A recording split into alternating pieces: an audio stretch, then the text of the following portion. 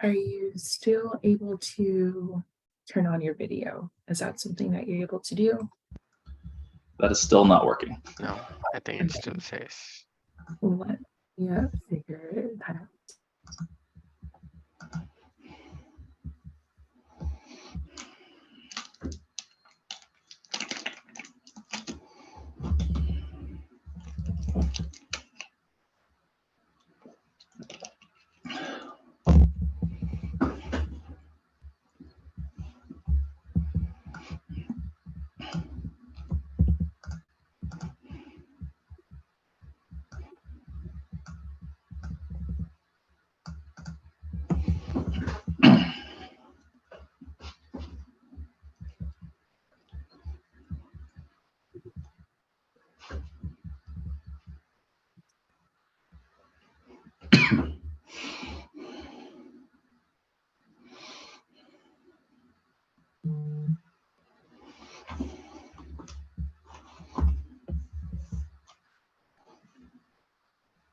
Okay, panelists, are you able to? There we go. Hey. Awesome. Thank you. And thank you, everyone, for your patience, as we had a little minor technical difficulty with our video capabilities. Good afternoon and welcome to our third Resilience for Regulators webinar series of this year. We are excited to have you. It's going to be an excellent discussion today, and I will pass it to our moderator, Commissioner Plant from the Colorado Public Utilities Commission. Thank you very much, Alana, and welcome to the webinar. I'm really excited about the conversation we're going to be having today, and we've got a fantastic panel of experts. I'm a commissioner in Colorado, and in Colorado, like most public utility commissions across the United States, we're implementing energy equity requirements within our decisions and rulemaking. And for us, it's directed by recently passed legislation. And really, it's a part of all of our decisions and an essential component in our deliberations and incorporating equity into the distribution system planning broadly requires really a robust stakeholder engagement from adopted energy justice communities. So this webinar is going to explore how public utility commissions are developing equity-driven stakeholder engagement strategies to enhance distribution system resilience. And panelists are going to discuss how state requirements around energy justice have evolved and how impacted communities can make a difference in building a grid that meets the needs of all customers, regardless of their circumstances and their backgrounds. So as I mentioned, we have a fantastic panel today. And first, we'll get some presentations from each of our panelists, and then we'll come back. And please feel free to use the Q&A features within the webinar to put any questions in there, and we will pose those questions after our initial panelist presentations, and really encourage and welcome your participation and engagement in this discussion. We're fortunate to have some folks who have been really active in this space and doing a lot of important research and implementing programs. So first up, Anna Brockaway and Martin Blagich are both on the Climate Adaptation and Resilience Planning team at Southern California Edison. Martin's work addresses topics related to climate and resilience planning, advancing equity in disadvantaged and vulnerable communities, studying long-term impacts to California and electrical systems, and managing cross-functional teams throughout SCE to understand risks to company assets and operations. Anna joined SCE in 2022 after completing a PhD in energy systems at UC Berkeley. And her PhD work focused on how electricity systems are changing today and how to best plan for the future in the context of climate change and distributed energy resources. So I'll hand it over to Anna and Martin. Thank you. Yeah, and as our slides are being pulled up, just thanks for having us today. My name is Martin. Happy to have Anna joining me as well. And as Tom mentioned, we're part of the Climate Adaptation and Resilience Planning team at SCE. We're excited to talk about how SCE is considering equity in the climate adaptation space. Before we do, we wanted to provide some background on how we got to where we are today. So if you go to the first slide, or the next slide. Yeah, so in May of last year, SCE submitted its first climate adaptation and vulnerability assessment, also known as the CAVA filing. The CAVA was a report that analyzed how a wide spectrum of climate change factors, wildfire, extreme heat, and more could impact SCE's assets and operations. And the findings at the end included near-term adaptation measures that we've requested funding for in our most recent GRC that we submitted last month. For the CAVA, the Public Utilities Commission here in California gave direction for SCE to consider equity.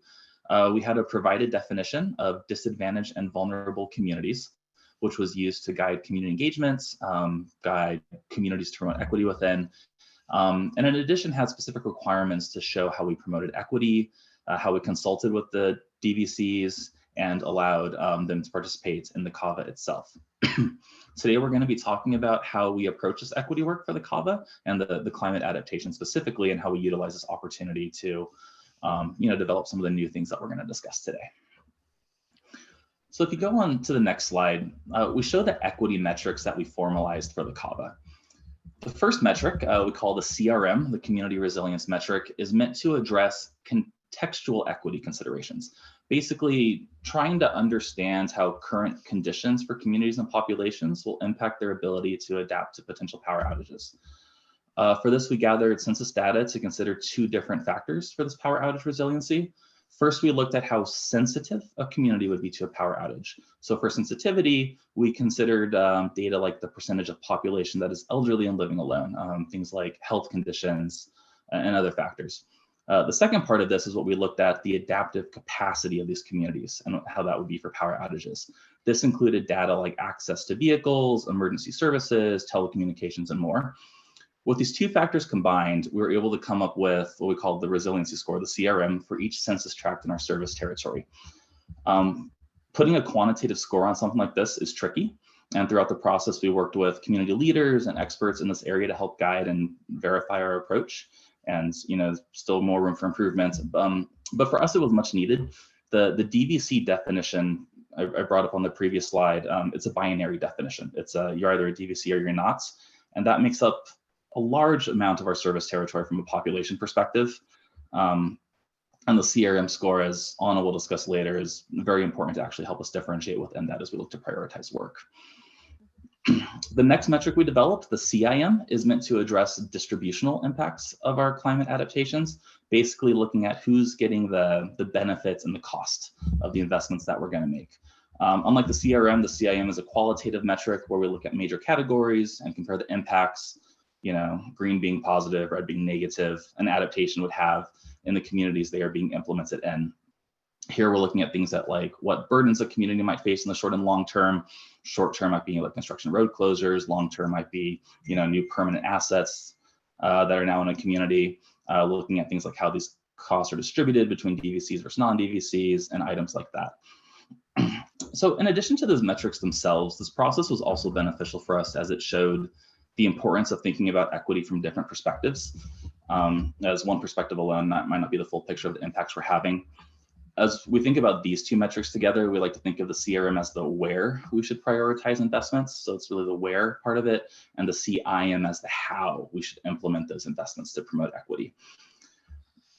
And on the next slide, we go over the procedural aspects of how we sort of promote equity. So for the CAVA, we developed a community engagement plan that utilized local community leaders to help educate and get feedback from communities. Through this process, we developed surveys with the leadership groups to get feedback and improve the CRM and CIM metrics. After that, we published the metrics in our 2022 CAVA filing to make this process publicly available. And the metrics we do, they're all public data, so they're all publicly available. And now we're piloting their use in a few different areas. So to talk about those pilots, I'm going to hand it over to Anna. Thank you so much, Martin. If you could go to the next slide, please. Great. So these are two areas that we're kind of using these metrics within to actually try to pilot how we're using them. So we think these metrics are valuable and we're kind of exploring how they might be used at this point. The first category here is as guiding investments. So we have investments that we are planning and proposing to make to our electrical system. And we see these metrics as useful for prioritizing those investments and then potentially also mitigating the impacts of those investments on communities. The box that has near-term adaptation proposals listed in here is a selected set of adaptations that we have proposed in our recently filed 2025 general rate case that are actually kind of derived from our climate vulnerability assessment and intended as near-term proposals to mitigate the impacts of climate change on SCE's territory and on our assets, operations, and services. So as we're actually now, hopefully working towards the implementation of these proposals, our hope is that we can use the community resilience metric to essentially look at, which communities we are trying to make these resiliency investments in, right? And to potentially, in the more vulnerable communities, actually put those to the front of the line so we can try to increase their resilience sooner. The community impact metric can then help us select among kind of specific, characteristics of the proposed investments we might make to actually be able to mitigate those on communities. So this is very much, in the pilot stage. We're working through kind of the issues related here and thinking through how to essentially weigh these kind of equity considerations along other types of more traditional considerations that a utility needs to think about, such as cost benefit, kind of implementation scheduling, all of these other things.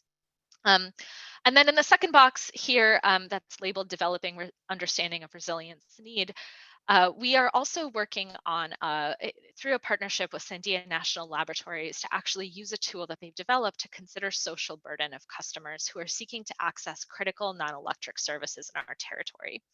And so we are kind of using this metric within this social burden calculation. We're currently working with Sandia on the specific implementation here, but essentially to kind of better understand existing disparities in non-electric services within our own territory, understand, priority facilities that might be really necessary for us to keep online in the event of outages, and then how do we also consider that as we're kind of making our investments in electric and non-electric services.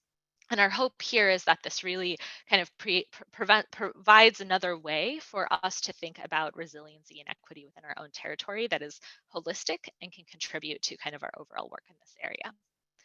And so with that, I think I can hand it back to Commissioner Plant.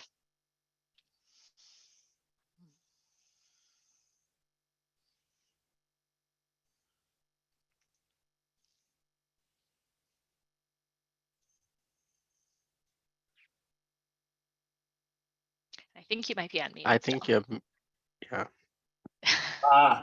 Yes. So thank you very much. Sorry about that. Great presentation. Thank you. The CalVA process is really exciting. Next up, we have Alok Kumar Bharati. He's a power systems research engineer with PNNL, and he's working with SCE. His expertise is in short-term and long-term power system stability and operations with multi-timescale, multi-domain interactions through co-simulations. Alok has over 10 years of research and development experience in various domains of electrical engineering. So pass it over to you, Alok. Thanks, Commissioner Tom.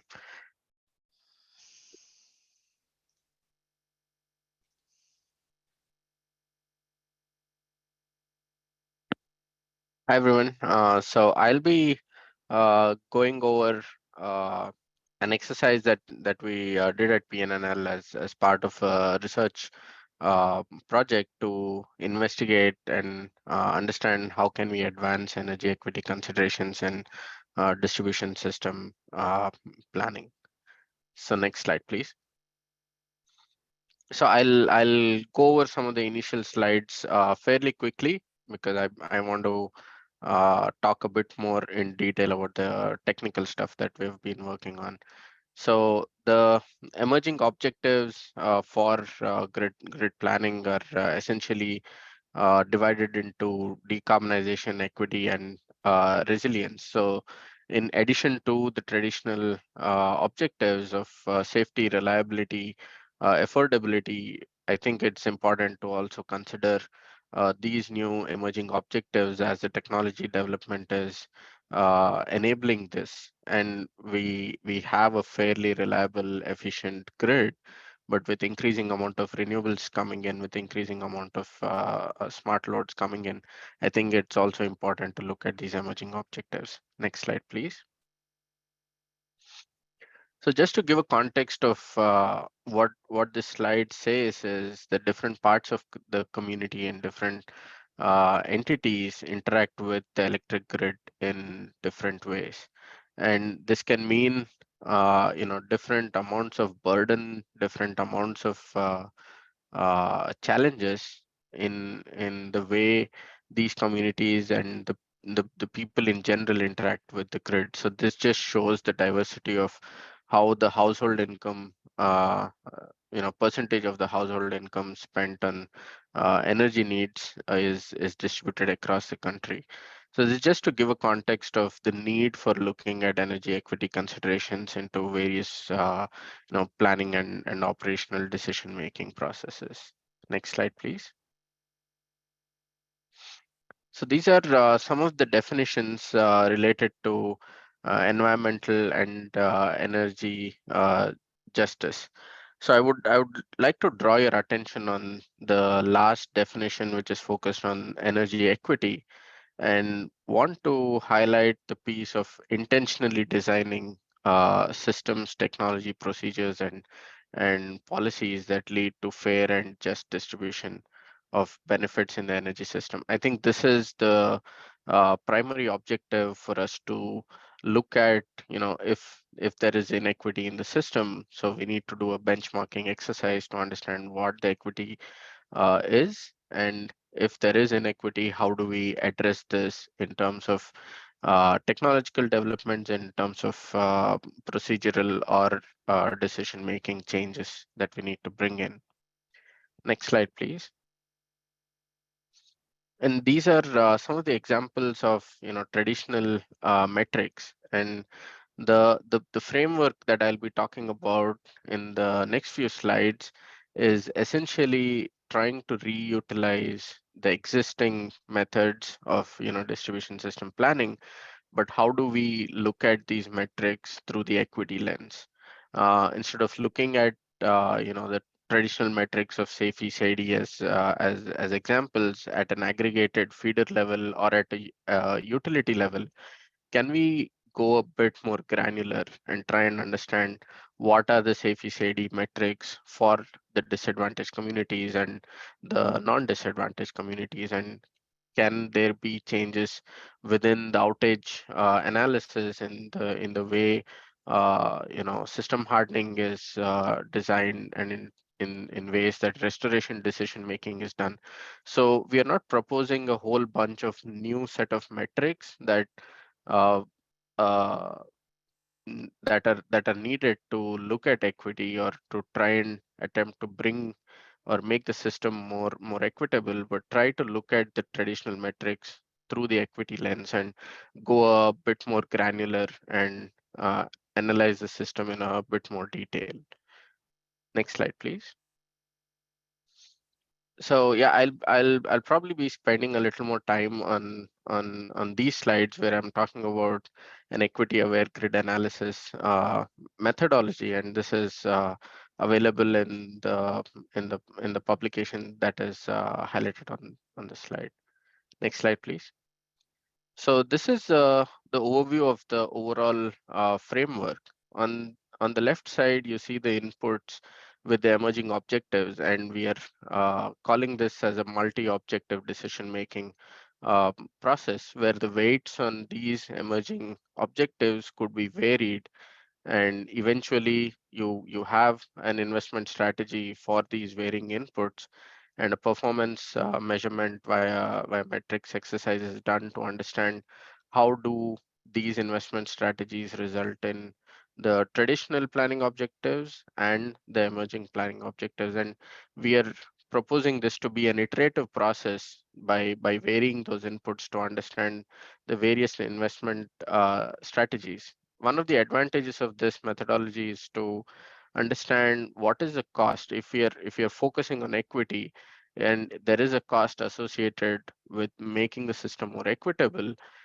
What are the benefits for the rest of the objectives? So if the investment is going to make the system more equitable, it is very highly likely that those investments are also going to make the system more resilient, more reliable, and help the utilities and the customers achieve their you know decarbonization goals. So this is the overall framework, and in the next slide, I have a slightly more detailed way to demonstrate where these energy equity considerations can be brought in. So the gray boxes here are more or less the existing planning methodology uh, cycles. In addition to this, after an investment upgrade assessment is done, once an investment strategy is determined, we want to perform various scenario simulations to understand how the variation of the inputs that are considered would impact the performance of the system. And then this could go back into the system by tweaking some of these equity-based inputs. So this slide and the next few slides are focused more on the equity considerations. And in the next slide, we can look at some examples of how the various equity characteristics in what way they get implemented or included in the planning process. For example, the energy assistance or the demand response, they impact the load forecast or the load growth profiles directly. The DER incentives or the rebates, they impact the DER adoption rates. Similarly, electric vehicle subsidies or tax credits, they impact the electric vehicle adoption rates, which indirectly go into the load forecast. So we can have specific load growth profiles for the DAC and the non-DAC regions to enable inclusion of equity considerations without changing too much on the grid analysis side. So the next slide is going to talk about an example of an analysis. We are looking at the technical readiness of distribution system to look at solar photovoltaic hosting capacity and EV adoption analysis in terms of looking at the technical readiness to host EVs in the system. The next slide, please. So we have considered a prototypical feeder. So this has about 380 customers, and we are categorizing 130 customers as DAC and 250 customers as non-DAC. And these DACs are defined in two ways. So one is a spatial disadvantage. We are calling it as DAC1, which is located far away from the substation. So these tend to have, voltage violations a little more than the rest of the loads. And another DAC we are looking at are socioeconomically disadvantaged part of the feeder, which are typically characterized by lighter loads and tend to have aged equipment. And these are the assumptions with which we started this research. Of course, we are working with SC to validate some of these assumptions and tune the DAC definitions a little better as the next steps of this analysis. The next slide, please. So this is an example of solar photovoltaic hosting capacity analysis that we did. And the way we did the analysis was for a given load profile, we started increasing the solar PV penetration in the system and started observing where we get the voltage violations.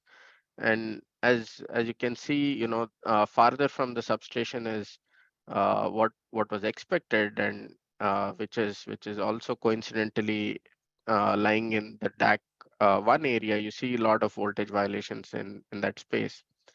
And the part of the feeder that is closer to the substation, which is identified by the green bubble in the last figure with 140% PV penetration, did not see any of the voltage violations, obviously because it is really close to the substation and the voltage is regulated fairly well. And if a utility were to make a decision of installing utility scale PV plants, the green bubble seems to be the most suitable location. However, in cases of outages or contingencies, access to DR is limited to only the loads that are closest to the PV installations. So we'll look at what would this case be with equity in a bit. So the next slide, please. So here I'm also showing the analysis inputs for the EV adoption analysis. So we have considered two growth rates here. One is a typical load growth rate, and another one is electric vehicle load growth rate. And we have considered that the DAC regions have 20% growth rate of the non-DAC regions to begin with. And based on these assumptions, we looked at what the circuit violations look like in terms of thermal overloading. So the next slide, please. So here we look at the growth rates for the loads and EVs, and we see that the red dots in the system indicate the thermal violations in the transformers and the lines. And we see that for the DAC2 region, where it's characterized by being lightly loaded, there are no violations that were observed. But then which means that in a business as usual case, there is no system upgrade happening there, as it's not required. But then in terms of technical readiness, that part of the system is not ready to also host EVs, because when we increase the EV adoption rates to similar rates as the non-DAC regions, we start seeing the violations, which are shown in the green dots. So on the bottom left in those two tables, you see for a business as usual case, the upgrades for the transformers and the lines are shown in gray. And for an equity aware case, we see the upgrade shown in the green. The next slide, please. So this is a summary of where the upgrades would have happened in a business as usual case where the DACs are not taken into account. And you see that the utility scale DER locations are more closer to the substation, and the parts of the system that saw thermal violations because of EV adoption were also focused in the non-DAC regions. And the DAC regions did not see any specific inclusion of you know, infrastructure upgrades. The next slide, please. So this would have been the outcome for an equity aware analysis or simulation, where we see that the utility scale DR could be more distributed, provided there is investment in the form of a voltage regulator in DAC1. And because now for various kinds of outages, we looked at ranking the outages, and this way of utility scale DR distribution provided energy access to parts of the network in a much better way than the equity agnostic way of doing the analysis. The other part is also to bring in technical readiness. So in case there is a policy decision or there are incentives that enable disadvantaged community members to procure EVs at the same rate as the non-disadvantaged community customers, then the equity agnostic way would not enable this, as the technical readiness is not there. There is no uh, capacity upgrades that were done. But if we did it in an equity aware way, we see that for whatever policy decisions that might enable equal growth rate of loads and electric vehicles, DAC2 now is able to host those electric vehicles in their system. Next slide, please. I think this is my last slide, where we're trying to say that planning with equity might have an upgrade cost, but then it might also have advantages in terms of access to DER, in terms of technical readiness, in terms of resilience. So we need not look at these in silos, but I think it makes sense to look at the investment strategies as a whole in terms of what are the investments doing and where the benefits are being experienced. And also in terms of long-term potential, we feel that uh, these equity related investments could enable further revenue streams in terms of providing ancillary services, in terms of making the communities a little more resilient. We have looked at utility scale DER in this case, but I think once we included the community centers or the community owned renewable and storage units, which we have looked at during this year as the next steps of the analysis that I talked about, we are seeing a lot more improvement in the way equity related considerations can be brought into traditional grid planning and simulation methodologies. Thanks. I think this is my last slide. Yeah. Thank you very much, Alok.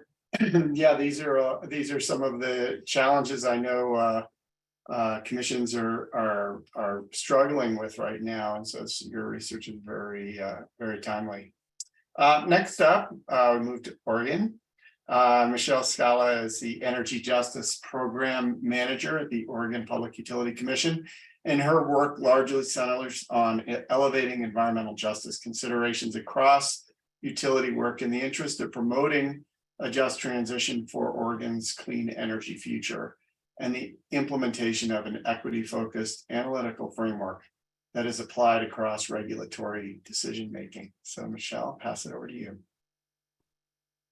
Thank you, Commissioner. So hello, everyone. My name is Michelle Scala. I use she, her pronouns, and I am speaking from the Oregon Public Utility Commission. Honestly, everyone's presentations have been really interesting and informative. I'm really appreciative of the opportunity to learn from my industry peers on the frameworks and approaches on resiliency strategy. I think I'm going to take a less technical piece of the community resiliency planning and just speak briefly and somewhat anecdotally on what's been happening in Oregon in that engagement space. So hopefully I can share some of the ways we are working to advance equitable community resilience through work groups and other input strategies. I think we can advance to the next slide. Okay, so I know there's a lot happening here. So just for a little context, House Bill 2021 was Oregon's big decarbonization legislation. It set pretty aggressive emissions reduction targets and included a lot of planning and protection components, centered environmental justice, and highlighted resiliency while promoting community renewables.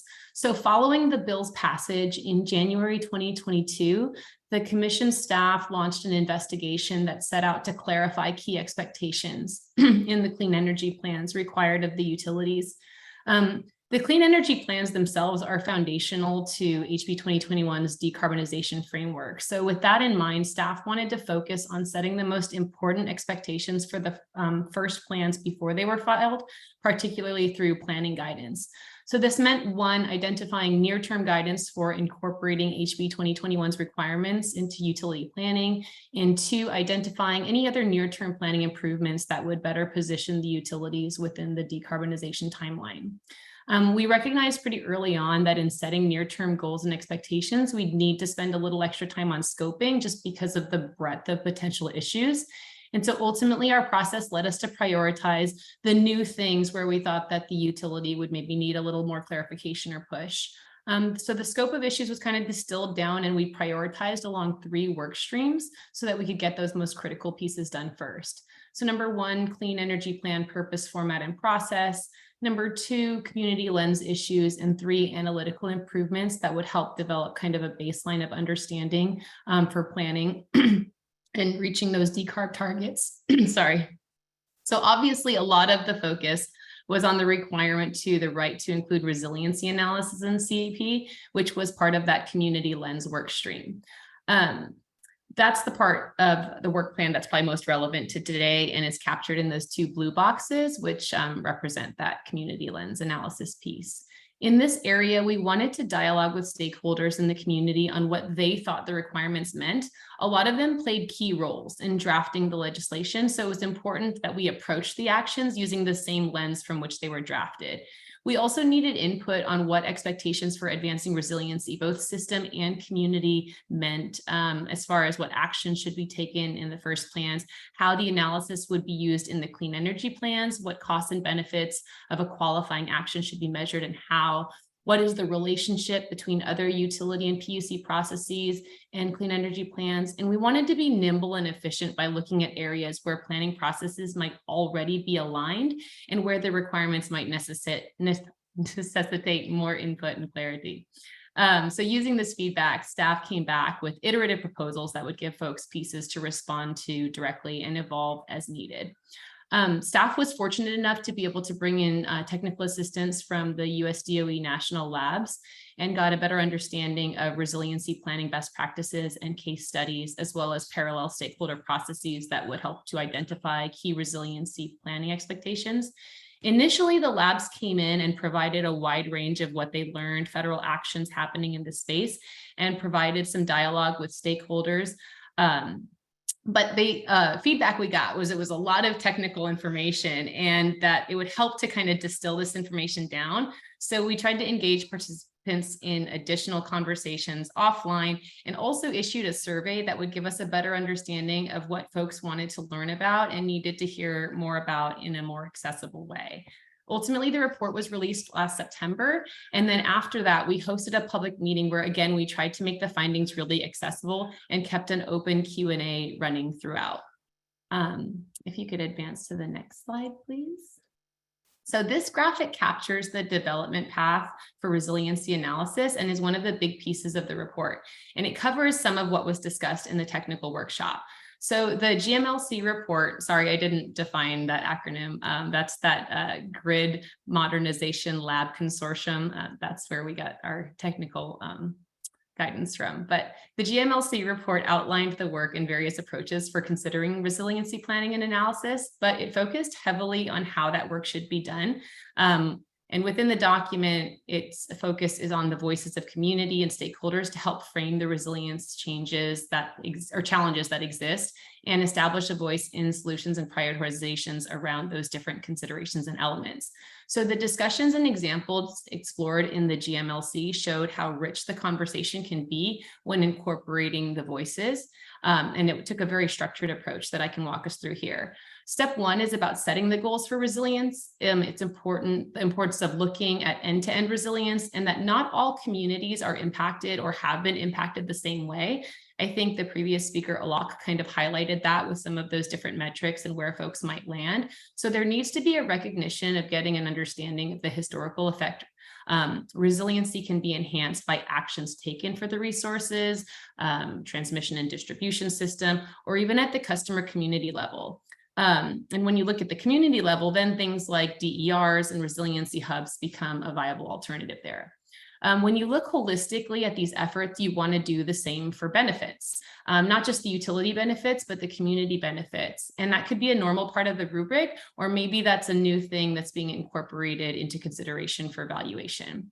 There's also a focus on prioritization in implementing basic methods like cost for avoided customer impacts or risk spend efficiencies or other planning constructs. And in cost benefit analysis, non-monetary benefits need to be incorporated, which again, I think some of the other speakers have highlighted. For step two, develop a system, sorry, same slide. It's a long slide.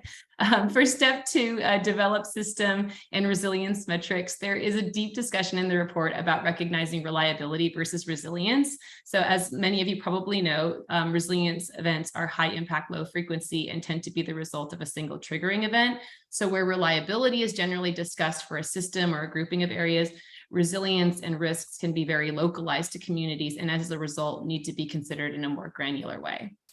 same slide, but step 3 shows the risk characterization. It basically is a framework of how we can think about the threat landscape. You characterize the threat and their impacts. You need to look at the threat, the damage function that happens, and then the impact.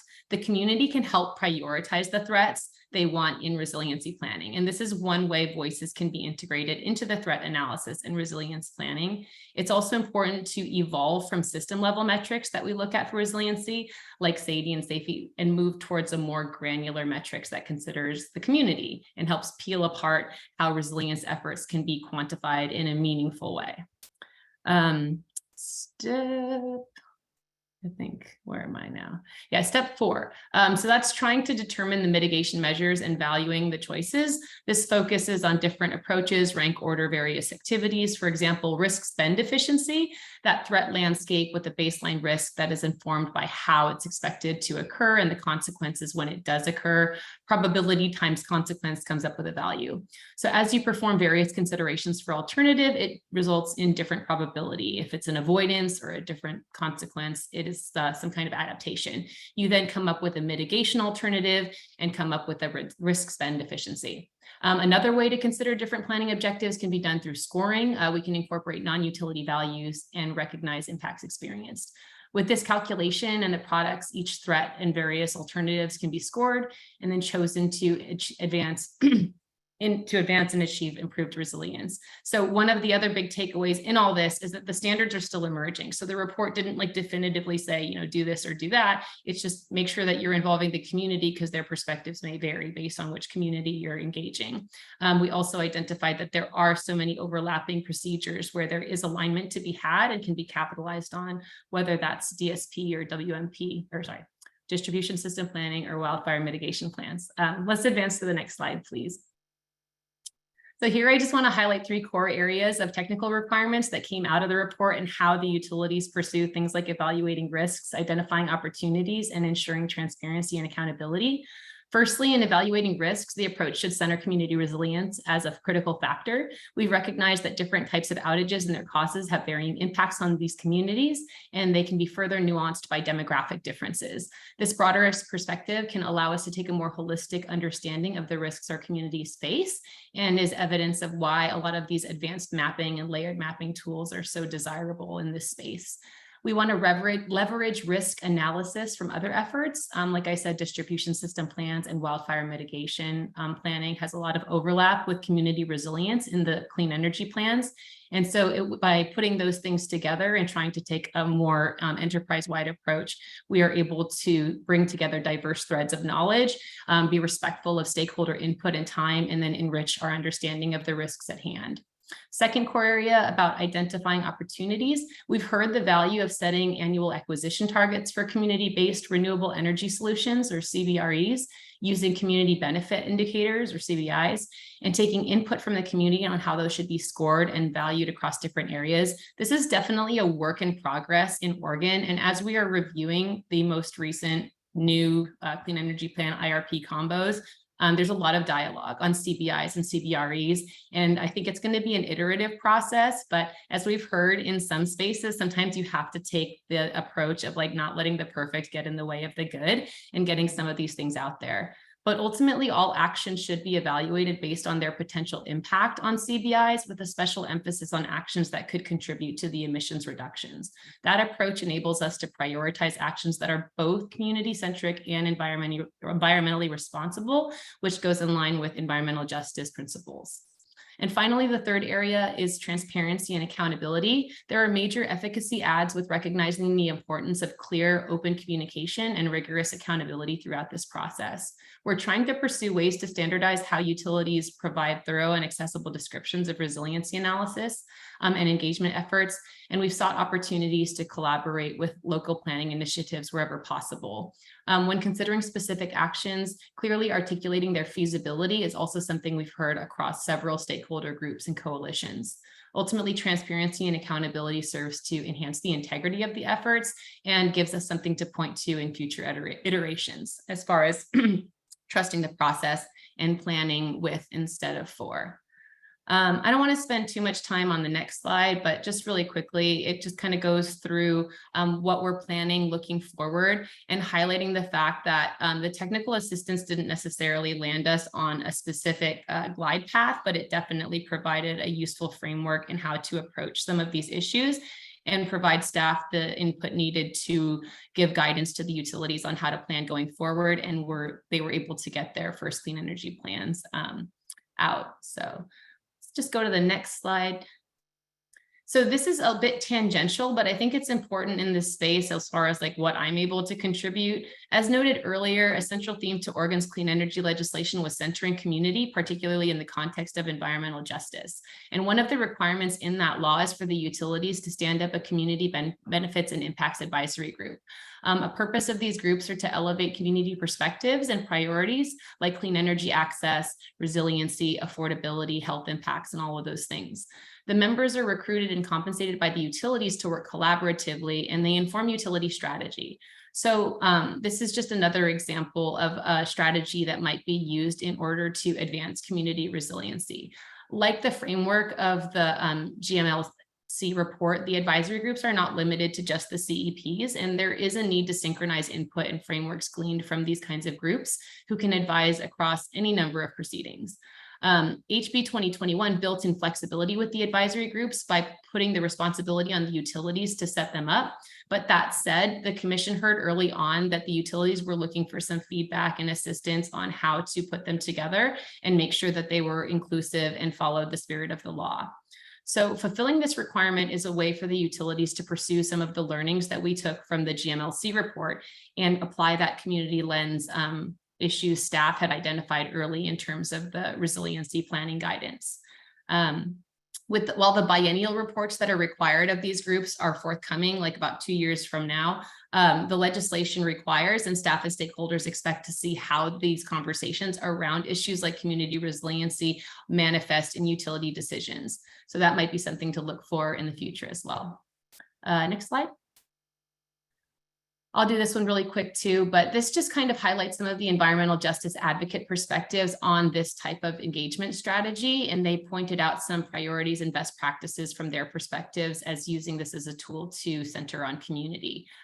We took an active role in standing up these advisory groups, and part of that meant getting some of this input from EJ advocates who felt comfortable navigating the space and providing guidance on gleaning community input.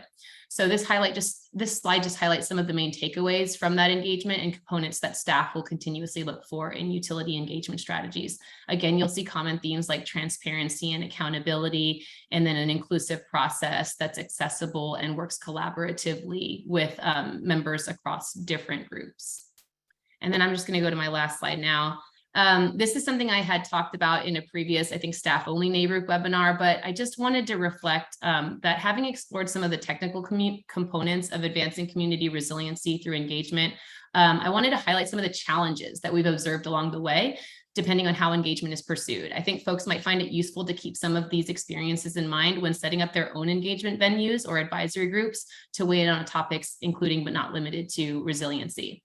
So as we've seen throughout this presentation, transparency and accountability are high priority elements of any engagement strategy, but accountability to environmental justice advocacy can sometimes be a little bit of opportunistic space. I don't know. Many individuals express interest in community perspectives and acknowledge their importance. However, it's difficult to actually get folks to kind of land on a specific point when discussing to what extent decision making, whether by the utility or the regulator, will truly reflect the input that's been received. So we've witnessed instances where advocates provide input on an issue, but the utility subsequently proceeds in a different direction without offering a follow-up explanation regarding why certain matters did or did not carry sufficient weight to make an impact. This problem will happen if accountability measures and metrics aren't set up ahead of time when utilities goes out to get community input as well. So this lack of transparency can remain a valid concern even with the introduction of new spaces for engagement.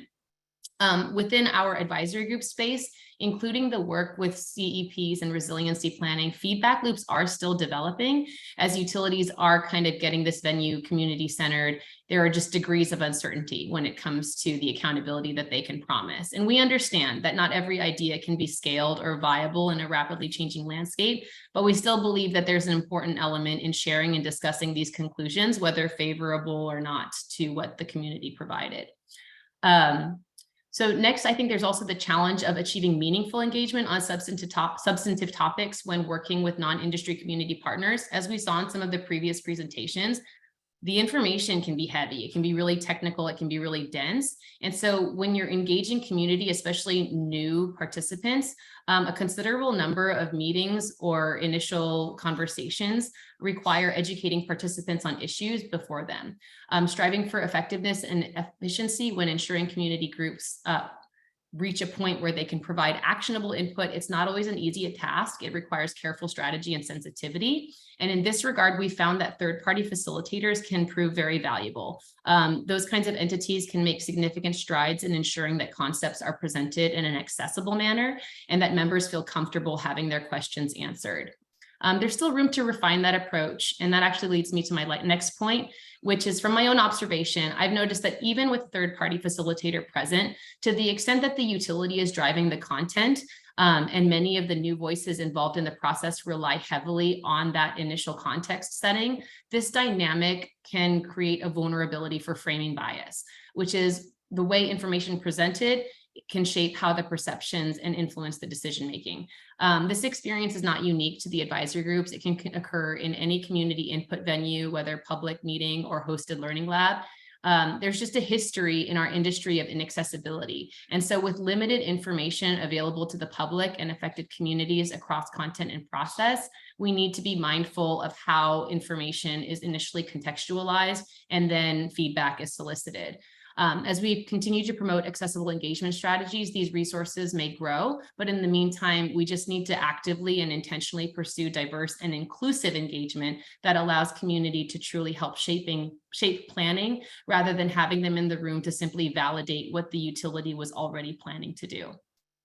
The last point is just ensuring that community feedback is taken as value added to the environmental justice space and facilitators are clear about where venues plan to operate along the spectrum of engagement. For example, is the venue simply an inventory of community perspectives for the sake of having it? Or will opinions provide some added value to metrics that determine resource acquisition? And if community feedback differs from environmental justice advocates or other differently situated communities, whose input is going to be prioritized?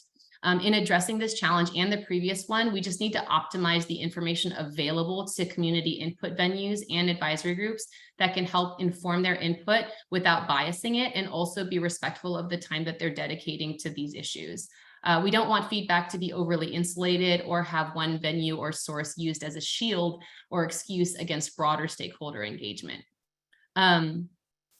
There are ways that you can contemplate solutions to this, such as a utility-free space in the cadence of advisory group or stakeholder meetings, but really this is just something that's continuing to shape as we go through. And thank you for the time. Next slide is just the end for me. It's got my contact information for anyone interested. I appreciate the space.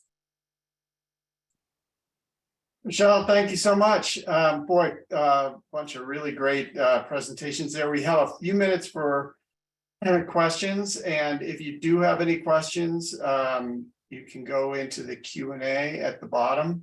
And before, well, I'll ask one question first, and then we'll open it up to the panelists. If you have, after listening to your colleagues' presentations, if anything sort of was sparked in your thinking based on your experience, I'd like to open it up for you to ask each other any questions. But just jumping off of what you were just talking about, Michelle, and also I think Anna and Martin talked a little bit about community engagement processes in their project, the CABA project as well.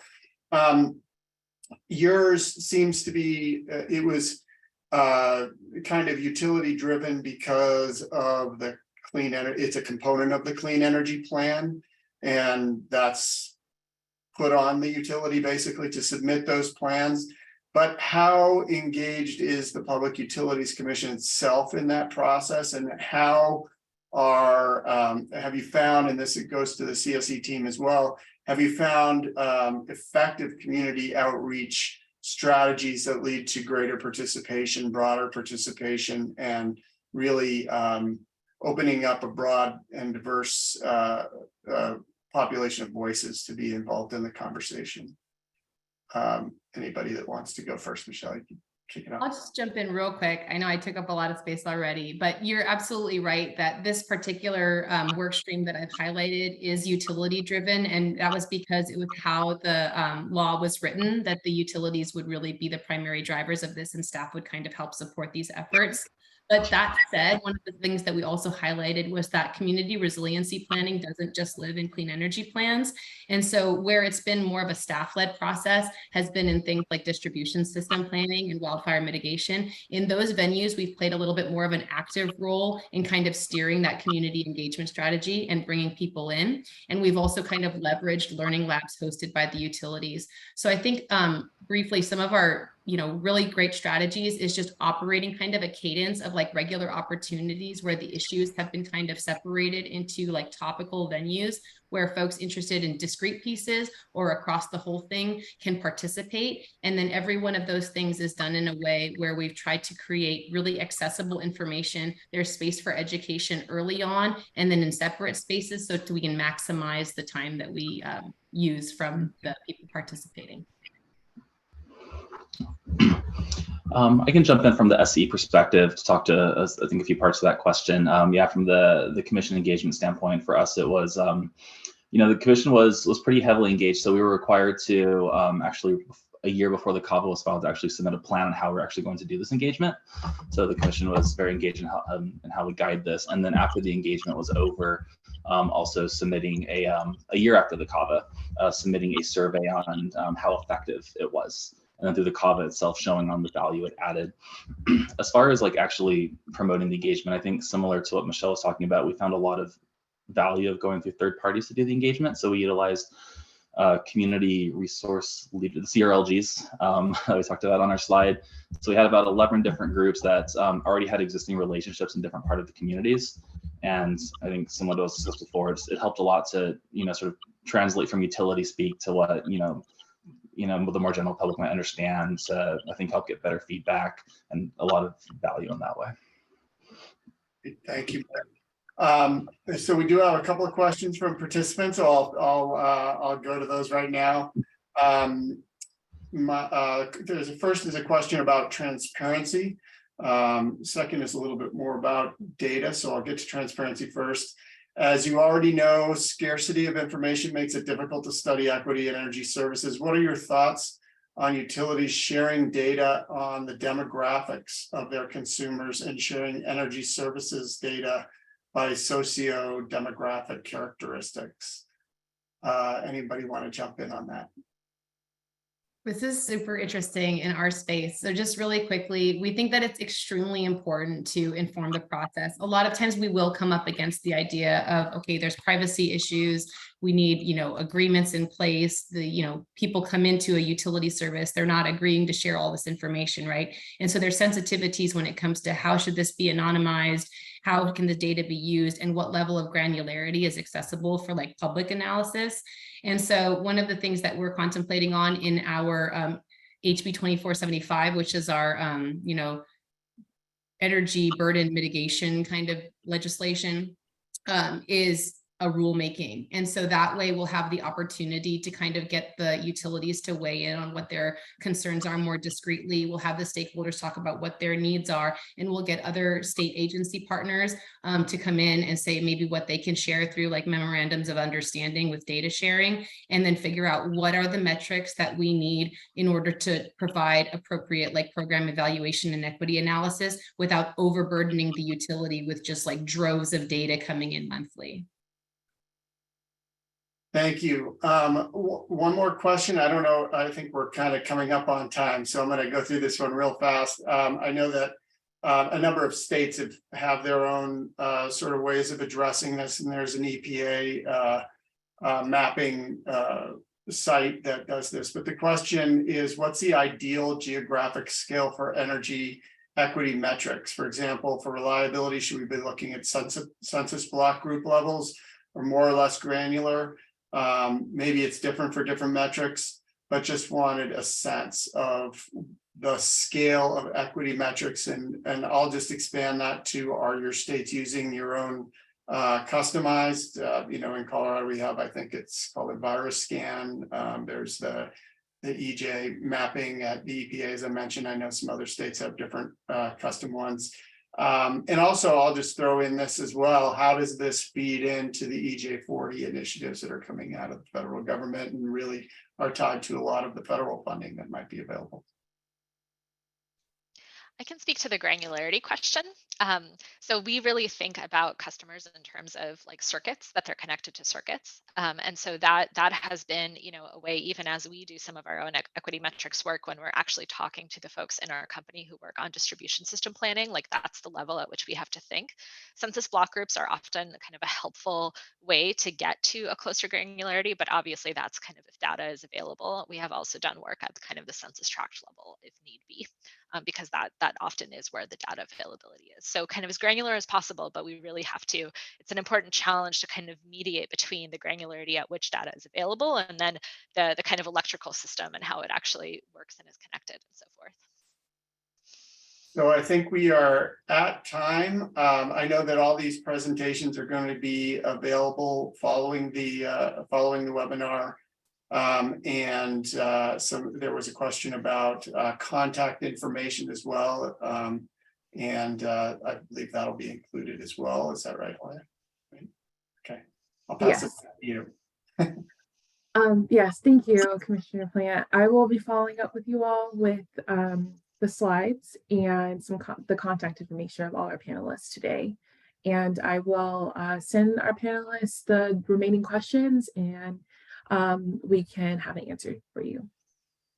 So thank you all for attending our Resilience for Regulators webinar series today, and happy Friday and have a great weekend.